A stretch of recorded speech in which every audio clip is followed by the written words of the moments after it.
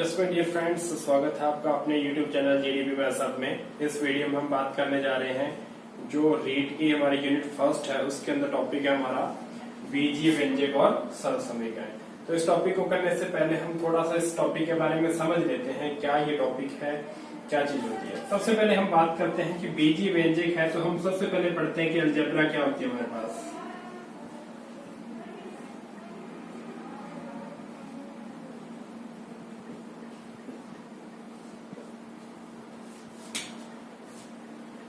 सबसे पहले हम बात करते हैं अलजेब्रा की, बीजगणित की।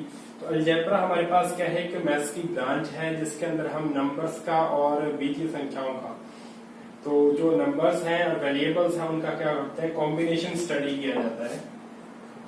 ठीक है,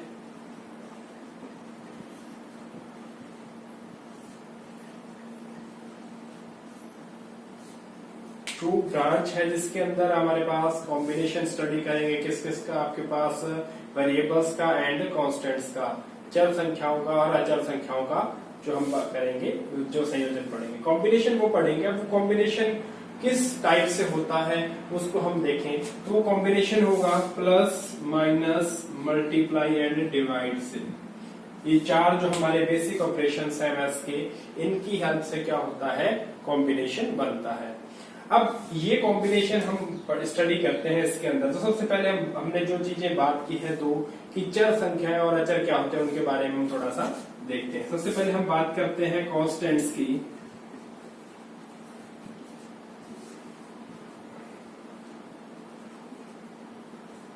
अचर, या इसको स्थिरांक भी बोल देते हैं।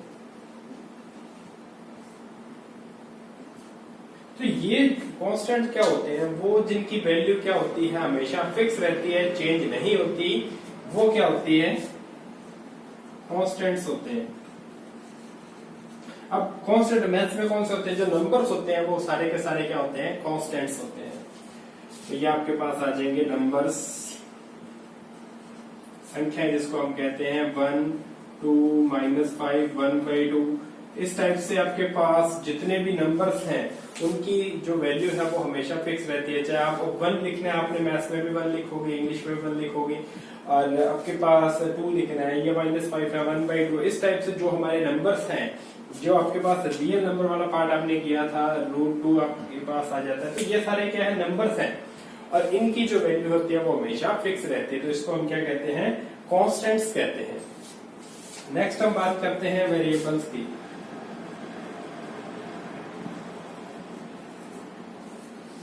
वेरिएबल को चर भी कहते हैं हिंदी के अंदर। यहाँ हिंदी और इंग्लिश दोनों का कॉम्बिनेशन इसलिए लेके चलता हूँ क्योंकि जो पेपर होता है आपका बाइलिंगुअल होता है। कई बार हिंदी के अंदर कोई दूसरा वर्ड भी होता है जो आपने नहीं पढ़ा हो, लेकिन इंग्लिश के लिए उसके एक पर्टिकुलर टर्म होगी, वही उसकी क्या होती है, यूज होती है।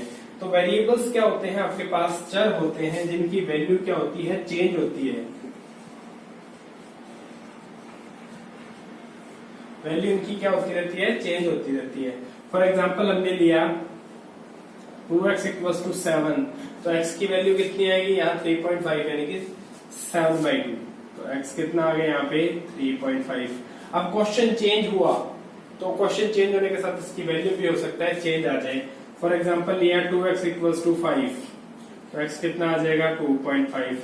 ये x यही है, लेकिन इसकी जो वैल्यू है, जो मान है इसका, वो क्या हो गया, चेंज हो गया, बदल गया। इसकी वजह से इसको क्या कहते हैं, चर।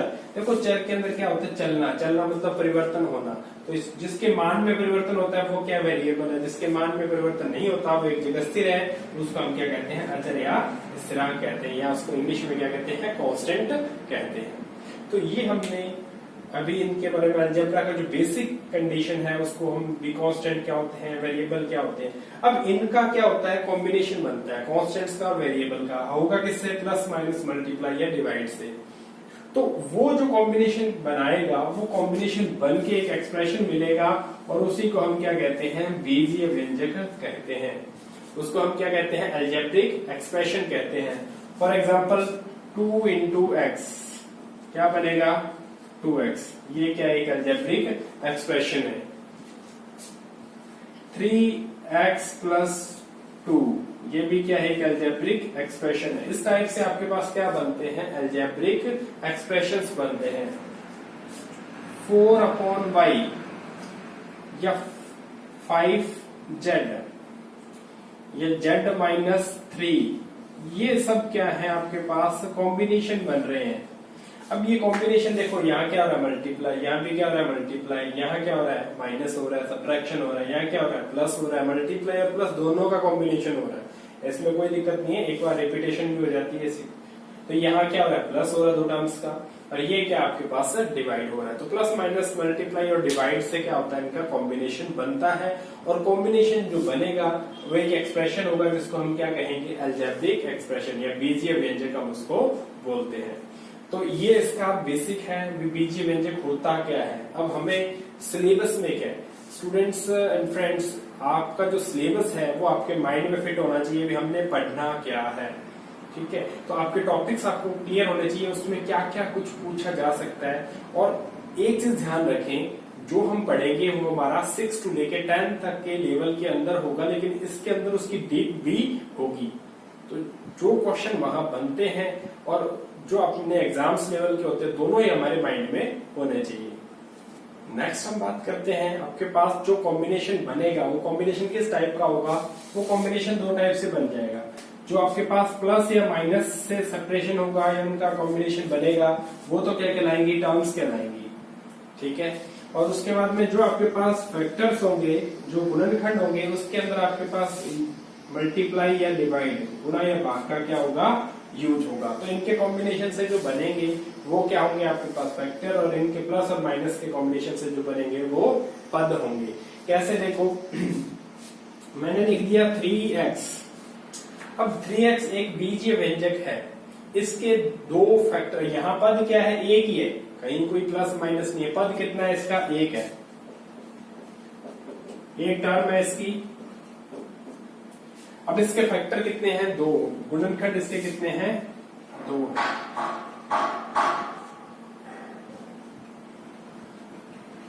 कौन कौन से, एक तो 3 है, एक क्या है आपके पास x है। तो 3x को मैंने क्या कर दिया, एक ट्री फॉर्म में, रूट फॉर्म में हमने लिख दिया। एक तो इसका गुणनखंड 3, दूसरा क्या है, x है। इस टाइप से इसको शो हम कर सकते हैं। तो ये जो गुणा में होंगे वो गुणनखंड होंगे, या भाग, डिवाइड में भी हो सकते हैं, भाग में भी हो सकते हैं। तो वो क्या आ जाएंगे, गुणनखंड में आ जाएंगे। और जो आपके पास प्लस माइनस से सेपरेट होंगे, मैंने लिख दिया 3x + 2। अब इसमें पद कितने हैं, दो। देखो प्लस आ गया, इसने इसको क्या कर दिया, एक टर्म और बढ़ा दी, एक पद और इसका बढ़ा दिया। तो जो प्लस और माइनस से जो आपके पास अलग होंगे वो क्या कहलाएंगे, पद कहलाएंगे, टर्म्स कहलाएंगे। और जो मल्टीप्लाई डिवाइड में होंगे वो क्या होंगे आपके पास, फैक्टर्स होंगे या गुणनखंड होंगे। नेक्स्ट हम बात करते हैं कि इसका गुणांक क्या होता है। गुणांक जो आपके पास एक पद है, एक टर्म है, उसके अंदर जो आपके पास संख्यात्मक मान होगा वो क्या होगा, उसका गुणांक होगा। जो उसका क्या आएगा, न्यूमेरिकल वैल्यू जो होगी वो क्या कहलाएगी, उसका कोफिशिएंट कहलाएगी। जैसे अपने एग्जांपल लिया था 3x, इसमें x का जो गुणांक है वो कितना है, 3 है। तो जो चर के साथ में गुणा कर रहा है वो क्या हो जाएगा, उसका गुणांक हो जाएगा। अब चर एक अगर एक से ज्यादा है तो उस टाइम जिसका पूछा जाए उसके साथ में जो भी नंबर मल्टीप्लाई कर रहा होगा वो सारा का सारा उसके क्या आ जाएगा, गुणांक में सम्मिलित हो जाएगा, शामिल होगा। तो गुणांक जो होगा वो आपके पास क्या होगा, जो चीज जैसे जिस चर के साथ पूछा जाए उसके साथ गुणा कर रहा होगा वो क्या होगा, उसका गुणांक होगा। अब इसमें क्या है, ये क्या है 3, इसका क्या है, इसको क्या बोल सकते हैं हम, न्यूमेरिकल फैक्ट जो है कोफिशिएंट भी बोल सकते हैं, या संख्यात्मक गुणांक भी इसको बोल सकते हैं। नेक्स्ट आता है हमारे पास बहुपद हम किसे कहते हैं, या पॉलिनोमियल क्या होता है। देखो यहाँ आपके पास दो टर्म है, एक अलजेब्रिक एक्सप्रेशन है, एक पॉलिनोमियल है, यानी कि एक बीजीय व्यंजक है और एक बहुपद है। तो सबसे पहली बात हमारे जो दिमाग में आनी चाहिए कि बहुपद और इस बीजीय व्यंजक में क्या फर्क है। ठीक है, देखो ये ऐसा होता है, ये आपके पास पॉलिनोमियल है, बहुपद है, और ये इससे बाहर क्या है आपके पास, ये बीजीय व्यंजक है।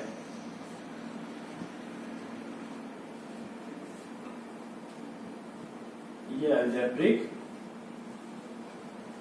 Expression.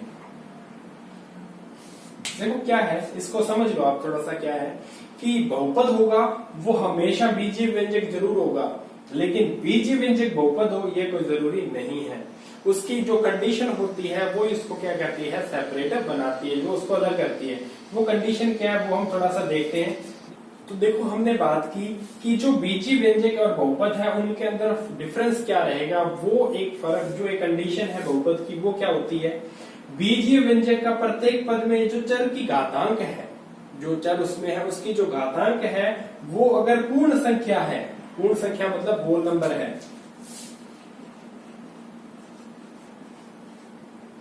Whole number, whole number मतलब क्या हो गया, वो ये आपके पास क्या होंगे, इंटीजर्स होंगे ग्रेटर देन 0। ये इस वाले जो नंबर्स आपने स्टडी कर रखे हैं वो इन्हीं में से अगर आपके पास है तो वो क्या होगा, बहुपद होगा। अदरवाइज वो क्या रहेगा, बीजीय व्यंजक ही रहेगा, बहुपद नहीं बनेगा। तो देखो हम इसका एग्जांपल लेते हैं। सबसे पहले मैंने लिख दिया 2x + 5। अब यहाँ चर कितना है, ये पद पहला पद है, इस पद के अंदर x क्या है, चर है, x वेरिएबल है, उसकी जो एक्सपोनेंट है उसका जो घातांक है वो कितना है, यहाँ 1 है। और यहाँ दूसरे पद में आपके पास चर है, नहीं है, बिल्कुल है। देखो हमने पढ़ा था कि आपके पास कोई भी नंबर है उसकी पावर 0 हमेशा कितना होता है, 1 होता है। तो यहाँ मैं 5 को लिख सकता हूँ 5 × x की पावर 0 लिख सकता हूँ। तो घातांक जो आएगा अपने पास चर का वो कितना हो गया, 0 हो गया। तो ये क्या आ गया आपके पास, एक पूर्ण संख्या आ गई। प्रत्येक पद में पूर्ण संख्या आ रही है तो ये क्या है आपके पास, एक बहुपद है, ये एक पॉलिनोमियल है। यस, उसके बाद हम बात करते हैं कि मान लो एक एग्जांपल हमने लिया,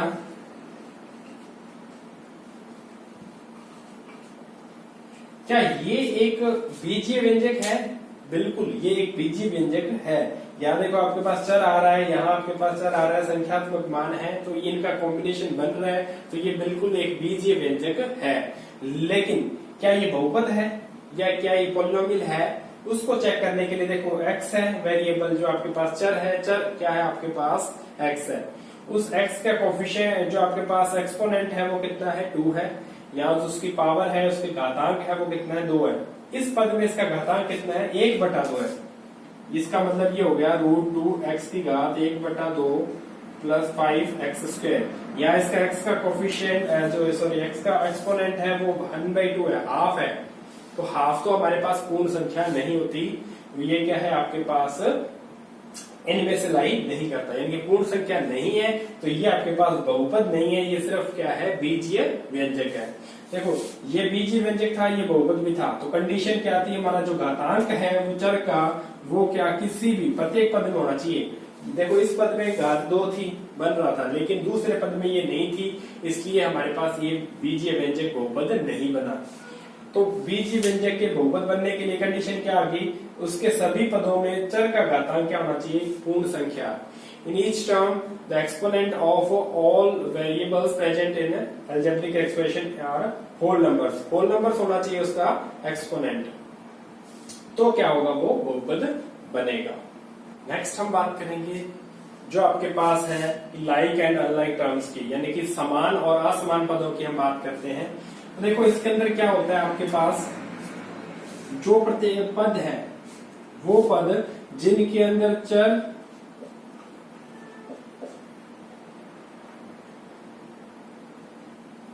तथा उसका जो घातांक है, वेरिएबल एंड इट्स एक्सपोनेंट,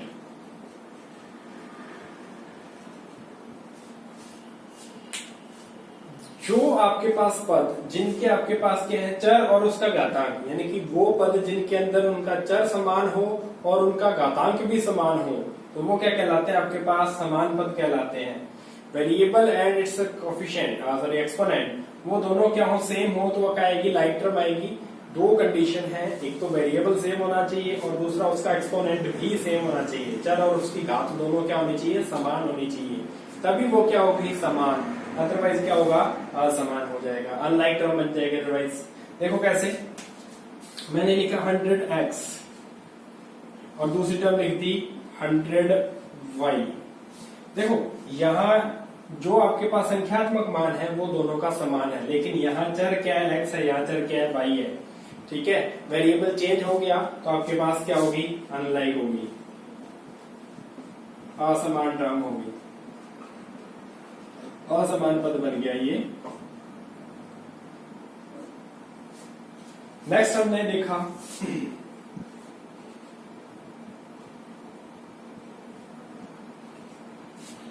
यहां चर क्या है आपके पास, x है, यहां भी चर क्या है, x है। वेरिएबल दोनों जगह सेम है तो आपके पास ये न्यूमेरिकल वैल्यू अलग अलग हो सकती है, उसमें कोई दिक्कत नहीं है, इसमें कोई वैल्यू नहीं चेंज नहीं करेगी। तो ये क्या होगी, लाइक होगी, समान हो गया ये। ठीक है जी, यहां मैंने लिख दिया 6x² और यहां लिख दिया 5x। अब देखो यहाँ चर x है, यहाँ भी चर x है, लेकिन इसकी जो घातांक है आपके पास 2 है, इसका घातांक 1 है। घातांक क्या हो गए, अलग अलग हो गए। देखने में देखो चर है, चर दोनों सेम लग रहे हैं, लेकिन उनका घातांक अलग अलग है, इसलिए ये क्या होंगे, अनलाइक होंगे, असमान पद होंगे।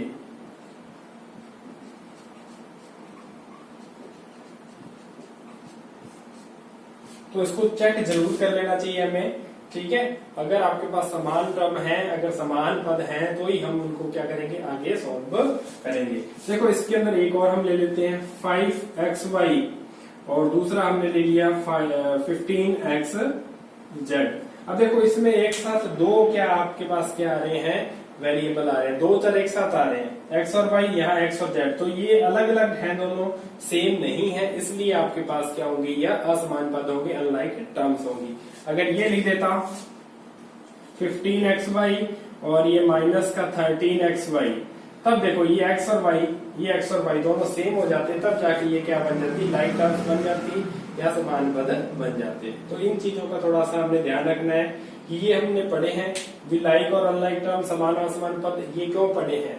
देखो हमारे सिलेबस में मेंशन है कि जो आपके बीजी व्यंजक है उनका कॉम्बिनेशन, उनका जो संयोजन है, उनका प्लस माइनस मल्टीप्लाई है, तो वो हमने स्टडी करना है। तो देखो जो हम प्लस माइनस करेंगे वो सिर्फ किसका होगा, समान पदों का होगा, लाइक टर्म्स का होगा, असमान पदों का नहीं होगा।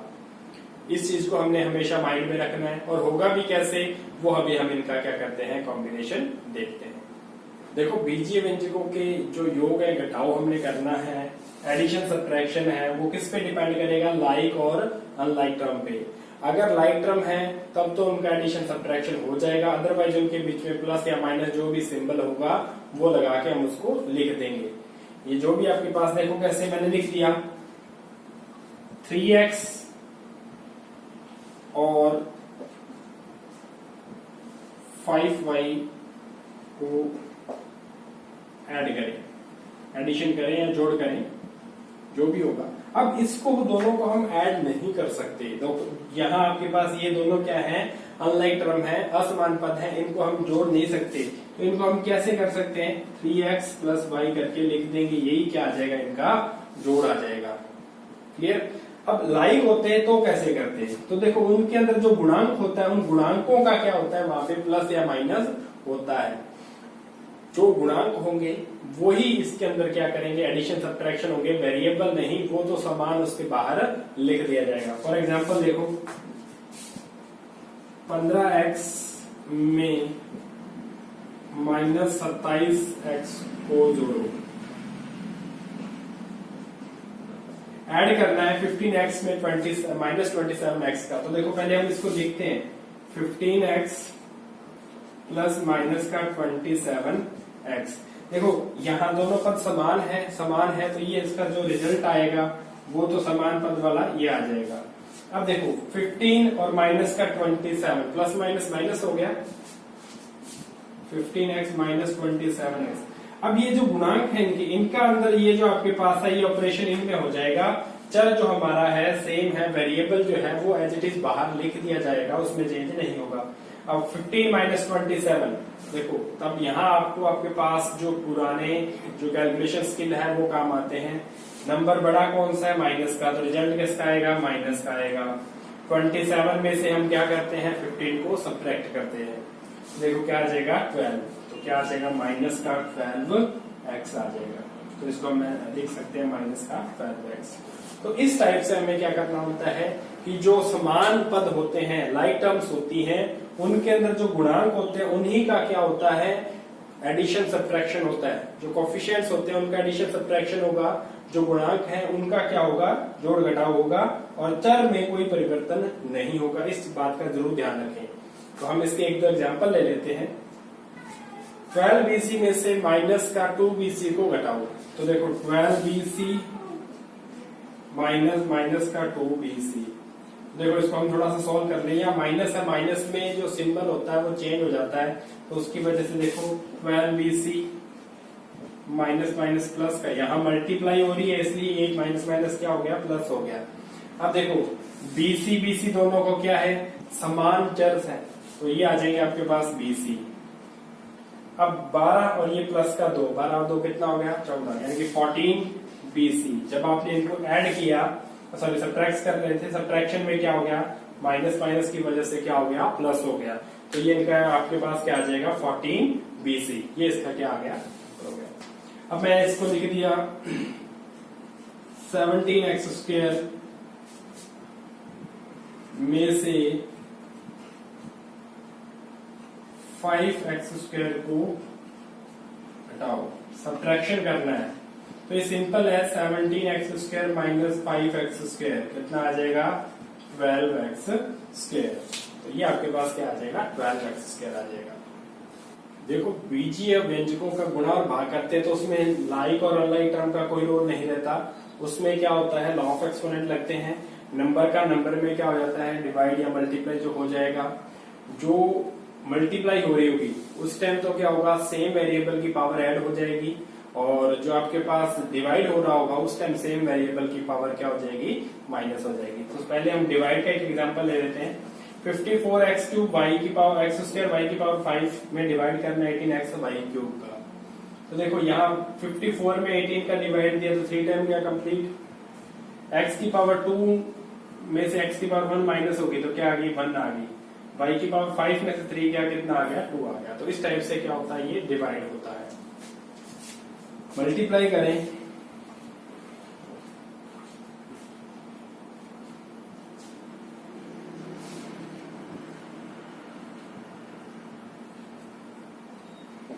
इन दोनों का मल्टीप्लाई करना है। तो देखो सिंबल का मल्टीप्लाई पहले होगा, 5 3 या 15 माइनस का 15 आ जाएगा। ये x वेरिएबल है तो ये पावर 2 + 1 3 होगी, और y वेरिएबल है, पावर कितनी होगी इसकी, 10 होगी।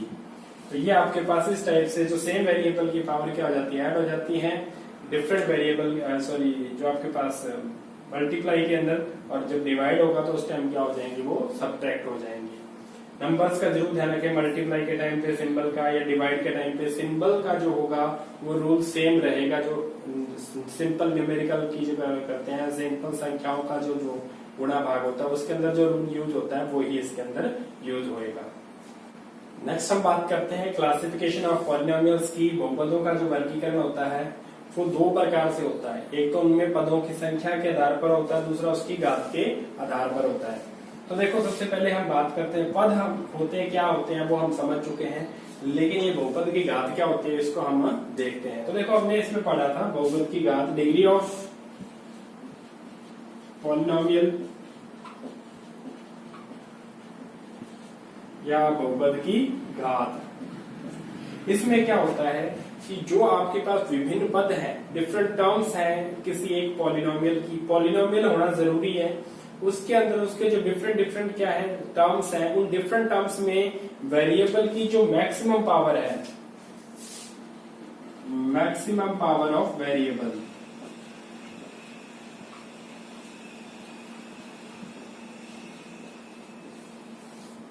मैक्सिमम पावर ऑफ वेरिएबल क्या होती है, इसके अंदर आपके पास डिग्री ऑफ पॉलिनोमियल बन जाती है। फॉर एग्जांपल हम बात करें 3x³ माइनस 15x की power 4 plus 2x² minus 17x plus 69।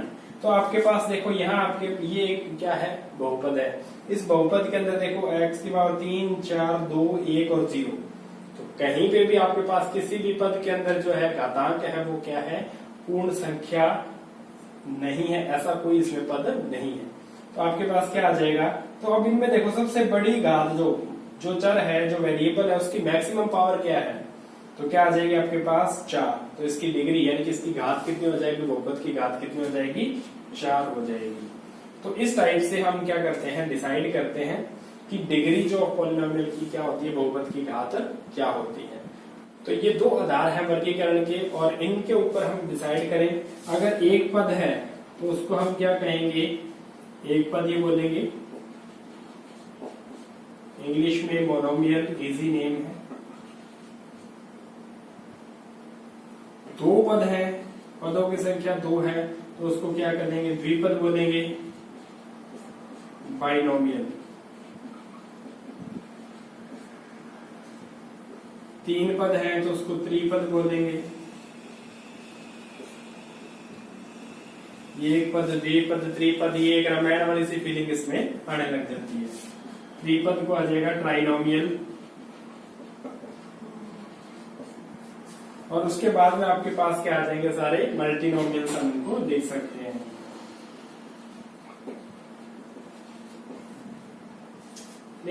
तो उसमें बता देता है इतने स्टेप तक आपके पास मल्टीनोमियल विद 15 टर्म्स, इस टाइप से हम उन टर्म्स को एक्सप्लेन कर सकते हैं। तो घात के आधार पे भी आपके पास क्या है, पॉलिनोमियल 3 टाइप्स का हो जाता है, उससे आगे भी आ जाएगा, उसमें नहीं है। मेनली इन तीनों को पर्टिकुलर हमने नेम दिया है, 4 के लिए भी नेम है। तो डिग्री अगर 1 है तो उसको हम कहते हैं लीनियर या रेखिक, उसको बहुपद कहते हैं, लीनियर पॉलिनोमियल कहते हैं। डिग्री आपके पास 2 है यानी कि घात 2 है तो उसको हम क्वाड्रेटिक पॉलिनोमियल या द्विघात बहुपद कहते हैं। 3 डिग्री है तो उसको क्यूबिक या त्रिघात बहुपद कहते हैं। 4 डिग्री है तो उसको बाई क्वाड्रेटिक कहते हैं। उसे इतना लंबा आपके है नहीं, लेकिन इसमें हमने ध्यान में जरूर होना चाहिए। ठीक है, तो बाई क्वाड्रेटिक बोलते हैं इसको, चतुर्घात बोलते हैं, चतुर्घात।